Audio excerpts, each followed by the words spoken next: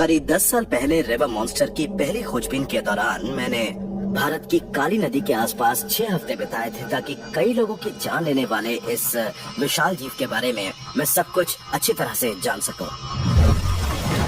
करीब 10 साल पहले रिवर मॉन्स्टर की पहली खोजबीन के दौरान मैंने भारत की काली नदी के आसपास 6 हफ्ते बिताए थे ताकि कई लोगों की जान लेने वाले इस विशाल जीव का मैं राज जान सकूं।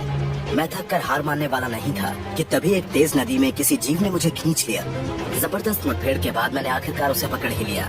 ये थी करीब 73 किलो की एक मछली जिसे इंसान के मांस का चस्का था।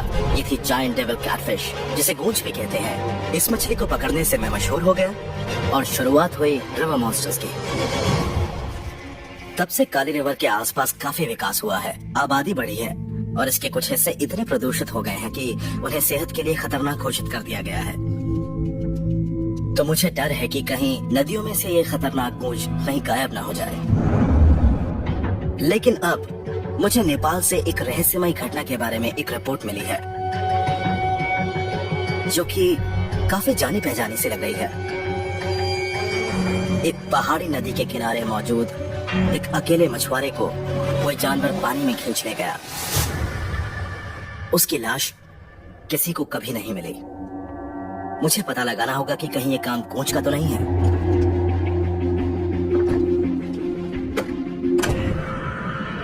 मैं 72,000 किलोमीटर का सफर तय करके एशिया और हिमालय के पहाड़ों की तरफ आ रहा हूँ। दुनिया का ये सबसे ऊंचा इलाका मेरे लिए नया है। मेरी मंजिल है नेपाल, जहाँ दुनिया की 10 सबसे ऊंची पहाड़ी चोटियों में से 8 मौजूद हैं और इनमें माउंट एवरेस्ट भी शामिल है। इन पहाड़ों से कई बड़ी नदियाँ निकलती हैं और मैं ये जानने के लिए उत्सुक हूँ कि इन दूर दराज नदियों में कौन से जीव रहते हैं।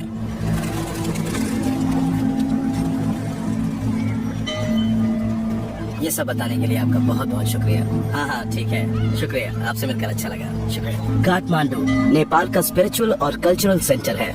ये जगह है देवी देवताओं, भूत प्रेतों और राक्षसों वाली। अपनी खोजबीन के दौरान सबसे पहले मैं कर्नल एलन माइक से मिल रहा हूँ, जिन्होंने ये स्टोरीज लिखी हैं। माइक ने 40 साल तक मशहूर गुरखा रेजिमेंट में बतौर एक सैनिक काम किया है और वो नेपाल की नदियों में कई दशक से मछलियाँ पकड़ते रहे हैं। मेरी ही तरह उन्हें भी इनमें मौजूद बड़े बड़े जीव लुभाते हैं। मैंने सुना है कि कुछ बहुत ही गहरे तालाबों में बड़ी बड़ी मछलियाँ मौजूद हैं। माइक आज भी दिलचस्प किस्सों पर अपनी नजर बनाए रखते हैं और वो मुझे बता रहे हैं कि गायब होने वाले मछुआरों के साथ ये हादसा कहाँ हुआ था। और यहाँ पर ये हुआ था नेपाल की सबसे लंबी और सबसे बेकाबू नदी कर्णाली में। वहाँ तक पहुँचना आसान नहीं होगा, इसलिए मैंने एक अनुभवी ड्राइवर महेश को अपने साथ लिया है।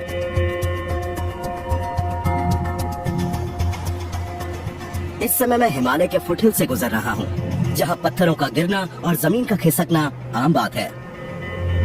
तो जैसा कि आप यहाँ देख सकते हैं कि इस सड़क को इस अनस्टेबल माउंटेन पर जैसे तैसे बनाया गया है।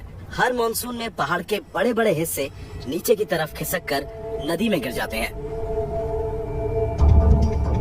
महेश मुझे बता रहे हैं कि 2015 में आए विनाशकारी भूकंप की वजह से कई सड़कों पर से गुजरना नामुमकिन हो गया है।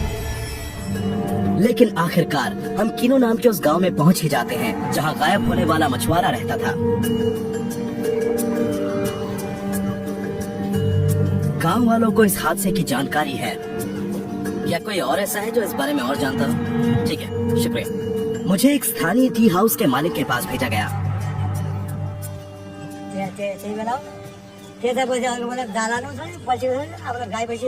नावल कभी कर्णाली नदी में मछलियाँ पकड़ा करते थे। ये गायब होने वाले मछुआरों के दोस्त हैं और उस हादसे के बारे में बात करने के लिए तैयार हैं। क्या आप मुझे बता सकते हैं कि हाल ही में जो मछुआरा गायब हुआ था उसके साथ आखिर हुआ क्या था? मैं इस मामले के बारे में इन जनाब से बातचीत करते हुए ये समझने लगा हूँ कि आखिर हुआ क्या होगा। ये हादसा गांव से थोड़ा नीचे की तरफ मछली पकड़ने की खास जगह पर हुआ। अली एक अनुभवी मछुआरा था और वो शैलो पानी में खड़े होकर जाल फेंक रहा था। उसे कम मछलियां मिली थी, तो वो दूसरे लोगों के लौट जाने के बाद भी मछलियां पकड़ता रहा। लेकिन उसे दोबारा किसी ने नहीं देखा। नावल के मुताबिक अली तैरने में माहिर था तो वो डूब नहीं सकता था, और अगर डूबता भी तो उसकी लाश नदी में कहीं ना कहीं तैरती हुई जरूर मिलती। लेकिन 20 दिन तक चली खोजबीन के बाद भी उसकी लाश नहीं मिली। गांव वालों की आम राय ये है कि अली को किसी जानवर ने नदी में खींच लिया था। कौन जानवर इतना ताकतवर हो सकता है कि वो किसी इंसान को पानी में खींचकर उसके शरीर को खा जाए? किसी बड़ी गूंज कैटफिश की इतनी ताकत हो सकती है, और मैं जानता हूँ कि ये लाशों को भी खा लेती है, लेकिन क्या ये जवाबी टक्कर देने वाले किसी इंसान पर हमला करेगी? मुझे आंख मूंद कर गूंज को दोषी नहीं ठहराना होगा। मुझे नेपाल की नदियों में मौजूद दूसरे बड़े शिकारियों के बारे में भी सोचना पड़ेगा, और ऐसे एक जीव का ध्यान मुझे आ रहा है। लेकिन पूछताछ करने पर भी मुझे वो जवाब नहीं मिलते जिनकी मैं उम्मीद कर रहा था। कोई ना कोई ऐसा बड़ा जीव जरूर होगा जो किसी इंसान को नदी में खींच ले, लेकिन ये है कौन? तो मैं नावल से और सवाल पूछता हूँ। अच्छा ये बताइए कि क्या वो नदी के साइड के काफी करीब? और इस बार उन्होंने और ज्यादा जानकारी दी।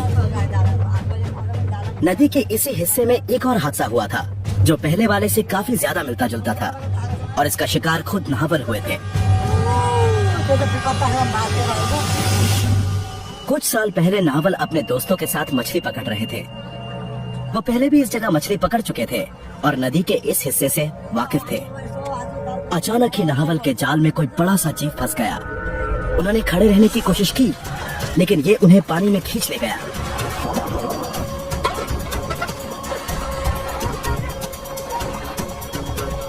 अपने दोस्तों की मदद के बावजूद नावल उस जीव को कंट्रोल नहीं कर पा रहे थे जो उनके जाल में फंसा था। इन्होंने बताया कि ये जीव इन्हें धारा में करीब 100 मीटर तक खींच ले गया था, और क्योंकि इनके दूसरे दोस्त जो वहाँ पर अपना काम कर रहे थे वो अपना काम छोड़कर आ गए, इसीलिए इनकी जान बच गई। लेकिन अली के आसपास उसकी मदद के लिए कोई नहीं था। पर सवाल ये है कि उसने जाल को छोड़ क्यों नहीं दिया? नावल मुझे बता रहे हैं कि मछुआरे जाल की रस्सी को अपनी कलाई से लपेट लेते हैं ताकि उसे गवा न दें। आमतौर पर इससे कोई खतरा नहीं होता, लेकिन अगर कोई बड़ा जीव जाल में फंस जाए तो ये रस्सी ही जानलेवा फंदा बन जाती है।